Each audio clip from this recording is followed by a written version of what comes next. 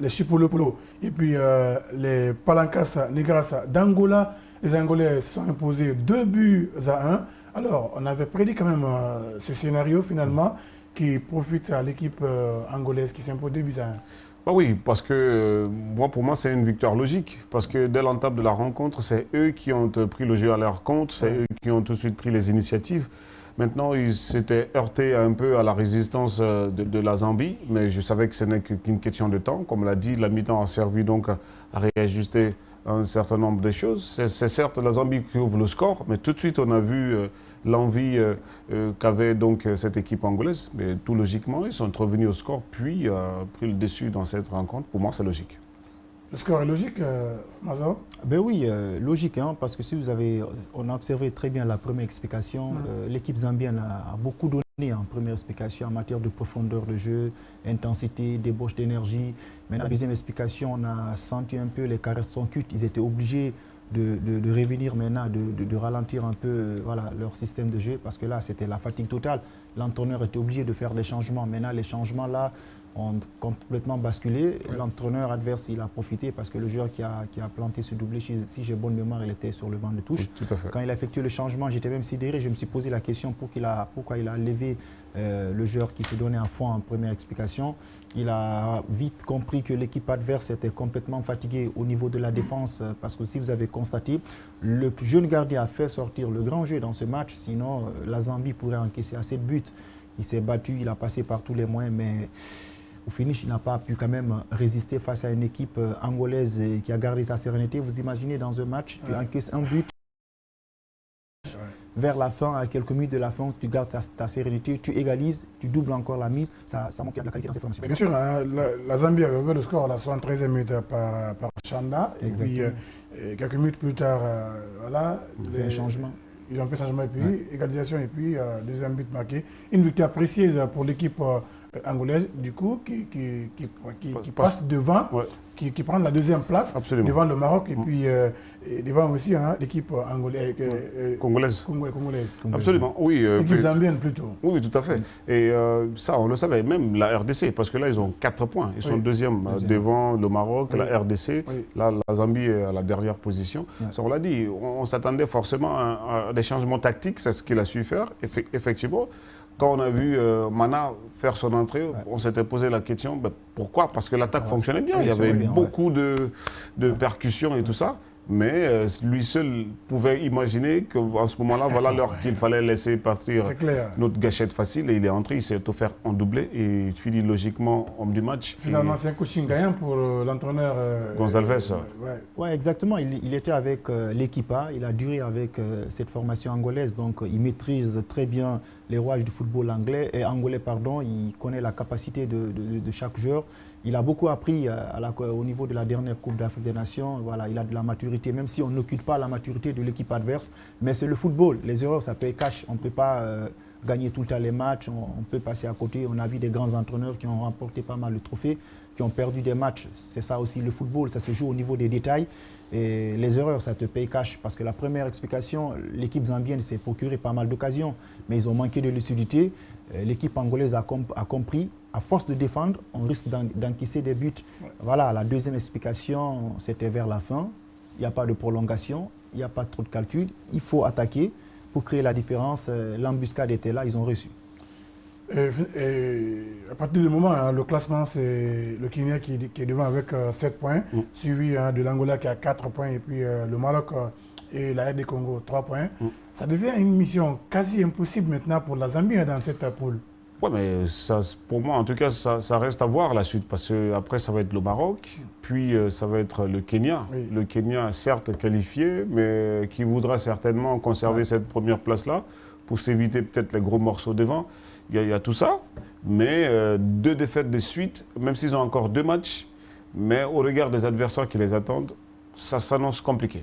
Pas impossible, hein. C'est possible qu'ils nous sortent un exploit à la Kenya, mais on verra bien. Mission compliquée pour la Zambie, vous êtes d'accord? Ouais, compliqué. Maintenant, il y a moins de pression. Hein, parce que là, psychologiquement, ils ne sont plus dans la compétition. Ils savent que maintenant, c'est fini, c'est mort. Ils vont jouer maintenant libérés. Libérés, sans souci. On a vu les adversaires qui sont en train de progresser. La RD Congo qui a envie de se relancer, qui n'ont pas joué assez de matchs. Voilà, l'Angola qui est tout le temps dans la compétition. Ils se sont dit, tout est possible. Et aujourd'hui, le Maroc, qui est aussi secouillé. Ils ont compris qu'il n'y a plus de logique dans cette compétition. Chaque compétition a ses réalités, il faut se concentrer. Et c'est ce que le Kenya a compris. Dans le groupe, on est les plus petits. Donc, il ne faut pas commettre assez d'erreurs. Quand on arrive à commettre des erreurs, ça va nous rattraper. C'est ce que l'Angola ou bien la Zambie est en train de payer très cash dans leur poule. Mais moi, je pense que maintenant, ils n'ont pas assez de pression. L'entraîneur va atteindre son objectif. C'est de montrer la qualité de ses joueurs.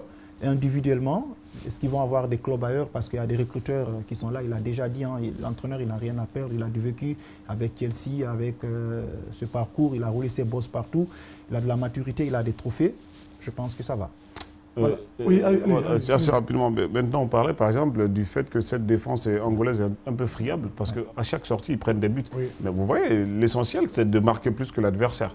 Ils ont pris un but, ils ont su réagir tout de suite. Ils ont eu deux autres. Et puis voilà, ça le propulse donc à cette deuxième place. Et j'imagine pour les futures échéances, ils vont devoir peut-être réajuster un certain nombre de choses parce qu'à partir des quarts de finale, on ne peut plus se permettre de prendre des buts à la 60, presque 13e minute et être capable de revenir. Parce qu'après, ça va se resserrer, les adversaires vont être un cran au-dessus. Attention, il va falloir travailler tout ça. Mais le programme de la prochaine journée dans cette poule, le Maroc jouera contre la Zambie, c'est le 14 août.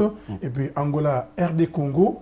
Voilà, on va voir l'évolution de cette situation dans ce groupe. Alors, le programme de demain lundi, 14h GMT, Afrique du Sud de Guinée, voilà, le Sud national de Guinée, après cette défaite cuisante contre l'Ouganda, n'a plus d'autre solution que de jouer, gagner pour se relancer.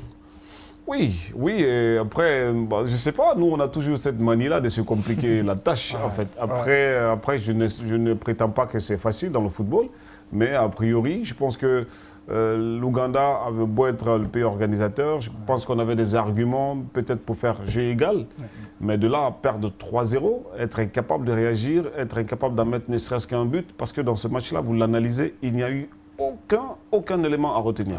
Ça a été catastrophique. C'est un naufrage collectif. Mais c'est un naufrage collectif, tant dans le coaching que dans la réaction des joueurs et tout ceci. Il n'y a absolument rien à retenir. On répète les mêmes choses demain. On risque de peut-être plier bagage à partir de demain et puis rentrer. Demain, ce n'est pas non plus le scénario qu'on souhaite, mais il va falloir se réveiller complètement. On a suivi le coach Abedi après le match qui a assumé cette défaite. Voilà, il a pris les responsabilités d'être devant la scène après cette défaite contre l'Ouganda. Ouais, là, il a parfaitement raison. Une défaite avant tout technique. Lorsqu'on avait gagné le premier match, il était le plus vu. Le second match, il perd, il va être encore le plus vu, il n'y a pas de débat à faire. Maintenant, la meilleure solution, il ne faut pas qu'on arrive à rester dans l'euphorie, qu'on joue avec moins de pression. C'est une compétition. On est là pour jouer, on est là pour prendre la coupe, il faut qu'on garde notre sérénité. Parce qu'on a vu le Sénégal, le champ passé, ils ont perdu contre l'Ouganda, leur deuxième match. Et au finish, ils ont remporté la compétition. Cela est dû à quoi? C'est de la maturité de l'entraîneur, des joueurs aussi. Il faut qu'on oublie l'opinion publique, parce que le public, c'est comme ça, quand on perd les matchs, on parle ceci, on parle cela. C'est à l'entraîneur de garder sa sérénité, réduire la pression sur l'équipe, jouer le match comme les autres rencontres, et puis chercher les 3 points. Mais s'il se dit, OK, j'ai perdu le deuxième match, il faut séduire mon public, il faut forcément que je gagne ce match, ce sont des pièges, il va leur perdre. Déjà, il a 3 points. Un match nul, il a 4 points. Donc, c'est à lui de garder sa sérénité et revenir sur terre, corriger les lacunes, et puis pour qu'on progresse dans la compétition. C'est un match piège, parce que les Sud-Africains, ils courent très vite. Ils ont un championnat. Ils ont livré un très bon match contre l'Algérie. On a suivi ce match qui était vraiment un match très engagé. Bien sûr, bien sûr. Maintenant, moi, très honnêtement, je ne suis pas optimiste. Ça, je ne veux pas aller du dos de la cuillère par rapport à l'équipe guinéenne, parce que même quand on gagne contre le Niger, quand même, pour moi, c'est tiré par les cheveux. C'est par un score d'1-0. Et comment le but est intervenu? Est-ce qu'on avait la maîtrise du match? Je ne pense pas. Maintenant, on s'est heurté à plus coriace et on a vu tout de suite ce que ça donnait. Et là, on va jouer contre un adversaire un cran au-dessus. Il s'agit de l'Afrique du Sud qui a un bon vivier, qui a un bon championnat, machin, tout ça. Là aussi, c'est une autre marche Ouais. Maintenant, on va jauger véritablement la capacité de l'équipe guinéenne à réagir après donc s'être pris une drôle de raclée. Voir qu'est-ce que ça peut donner demain. Mais personnellement, je ne suis pas optimiste. En tout cas, je ne veux pas qu'on soit comme la Zambie. La pression derrière, attaquer vite, excédent, tu passes à côté. Les compétitions, c'est la profondeur qui est aussi intéressant, le fond de jeu qui est là. Mais quand tu t'affordes dans les matchs, on a vu la Zambie dès qu'ils ont entamé la rencontre, on a senti de la motivation, ils ont envie de montrer à leur public. Il y a eu la pression derrière. Au finish, on les a corrigés en quelques minutes.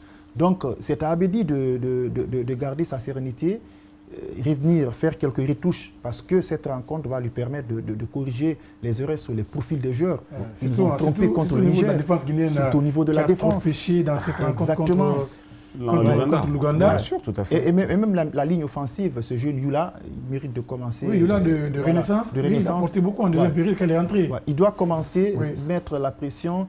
Et la deuxième explication, le faire reposer, c'est un jeune joueur. Il faut savoir comment l'utiliser. Donc, il a l'énergie, il a la fougue, il a envie de montrer ce qu'il est capable de le faire. C'est une opportunité. Il faut faire rêver ce garçon, il faut lui donner la chance. Voilà. Mais on verra bien. Hein. On verra.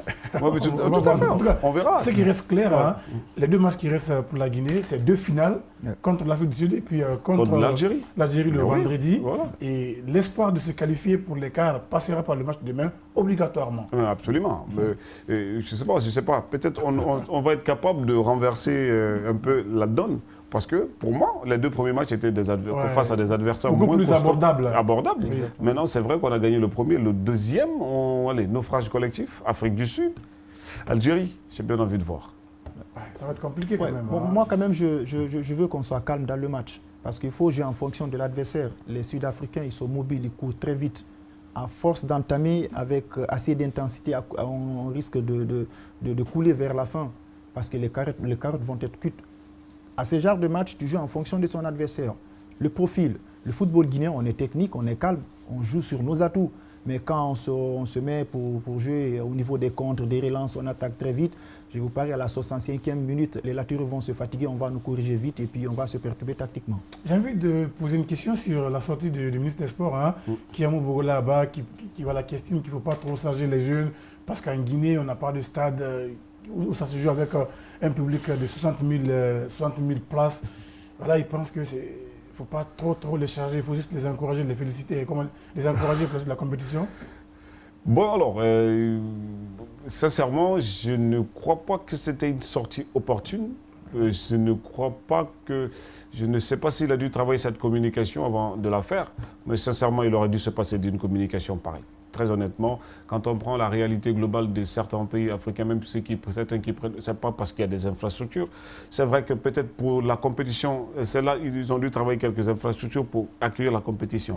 Mais des aires de jeu, on en a. Et qu'est-ce qu'il dit du moment où le championnat fonctionnait bien ici, en 2016 notamment, on a fait une prestation remarquable. Au Cameroun, c'était pareil, c'est pas qu'on avait des infrastructures. On a fini 3e au Cameroun. On a fini 3e, absolument. Donc moi, je pense tout simplement, il y a déjà cette cacophonie qui règne au niveau du football guinéen depuis un certain temps. Il y a déjà cela. Et il ne faut pas se mentir, on peine encore à trouver des véritables solutions à notre football. C'est cela. Tu sais, parfois, il arrive qu'on fasse des bons résultats sur une compétition précise et on a comme l'impression qu'on est bon. Mais de manière globale, que fait-on pour qualifier le football guinéen? Mais c'est rien. Et finalement, l'essentiel du temps, on se retrouve à avoir mal au cœur à cause des défaites, normalement, qui n'auraient pas dû être. Donc moi, très sincèrement, cette sortie du ministre, il aurait dû sincèrement faire économie d'une telle sortie. Et puis après, il y a aussi une autre réaction, là où il parle de primes, que l'État guinéen n'a signé aucun contrat avec, je ne sais pas si qui dit ça par rapport à ces histoires de primes, mais il aurait sincèrement dû se passer de tout ça. Allez-y rapidement. Bon, moi, je lui comprends peut-être, comme il n'est pas tellement footeux, il n'est pas trop sportif, voilà, c'est un tout petit peu compliqué. Oui, mais ça n'excuse rien. Il y a tout un comité, il y a tout un nombre de cadres autour de lui qui connaissent comment ça fonctionne, qui auraient dû le coacher par rapport à une certaine communication. Tout à fait, surtout au niveau des sorties, il faut faire beaucoup attention, il faut quand même garder sa sérénité parce que s'il arrive à dire que ces joueurs n'ont pas l'habitude de jouer dans ces genres de stades, mais il est en train de se pointer du doigt accusateur. Bon à malin, je n'apprécie pas. Voilà, sa sortie n'est pas quand même appréciable. C'est à lui de revoir un peu la copie et la donne, et revenir à la base, mettre des vrais projets sportifs, mettre la pression au sein de l'État pour qu'on débloque les fonds et que les chantiers qu'on accélère, qu'on se mette au travail. On a beau parler, actuellement on a besoin du concret pour qu'on avance. Ils sont en train de le faire, mais on a encore besoin de quelque chose qui est mieux, à l'immédiat même, parce qu'on a tant galéré. Même le prochain match contre le Maroc, on ne joue pas en Guinée, c'est grave. Contre l'Algérie, pardon. Délocalisé du côté du Maroc en septembre. C'est pas joli à voir. Pas joli à voir. En tout cas, généralement on dit aussi que les équipes guinéennes, c'est quand c'est compliqué, que la situation peut être débloquée facilement.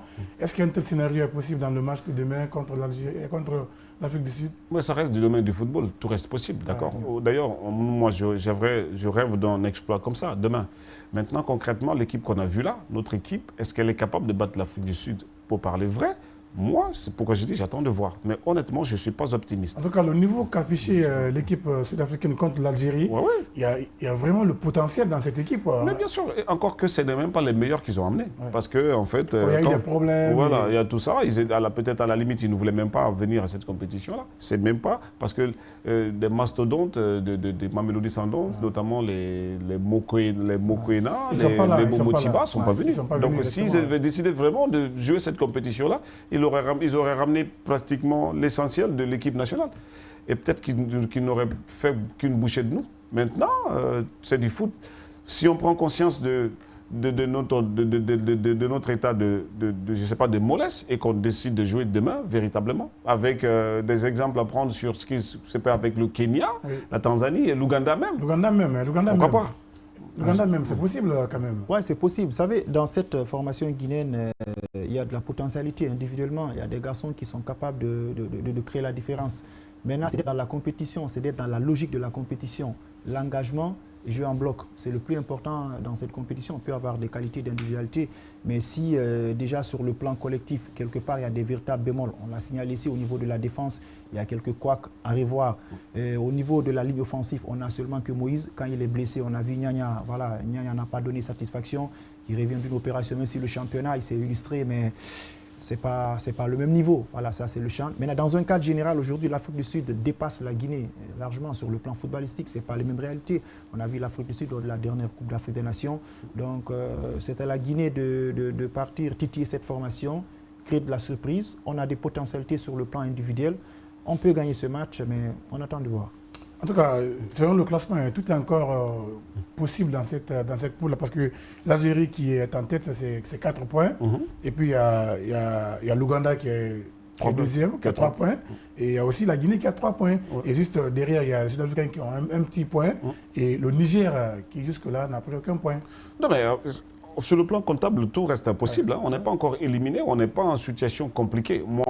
Ma seule crainte, c'est lorsqu'on analyse les 2 matchs qu'on a eus, c'est que il y a raison de craindre, parce que pour moi, ça ne promet pas grand-chose. C'est au niveau de l'équipe qui fait peur. Mais évidemment, c'est le niveau qu'affichait l'équipe jusqu'ici qui ne rassure pas.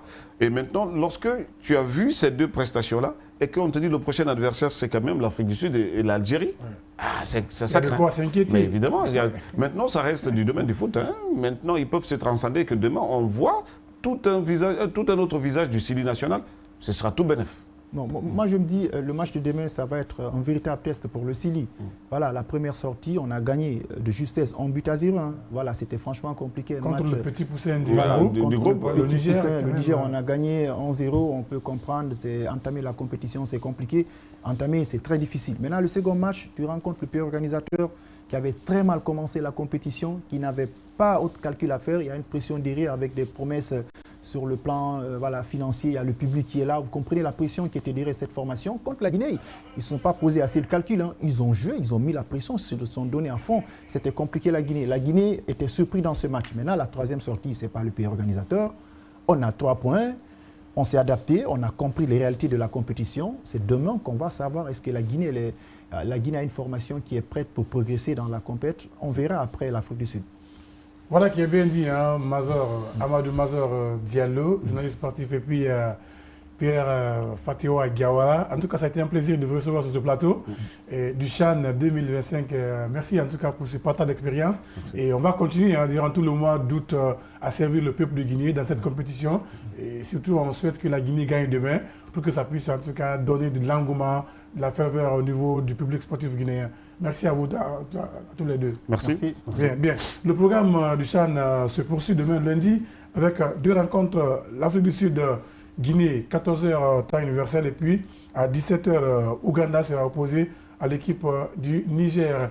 Tout le plaisir a été pour moi de vous savoir très nombreux en campagne des programmes de votre télévision nationale. Merci à l'équipe technique, les caméramans, au côté nodal et puis à la réalisation. Merci à tout le monde.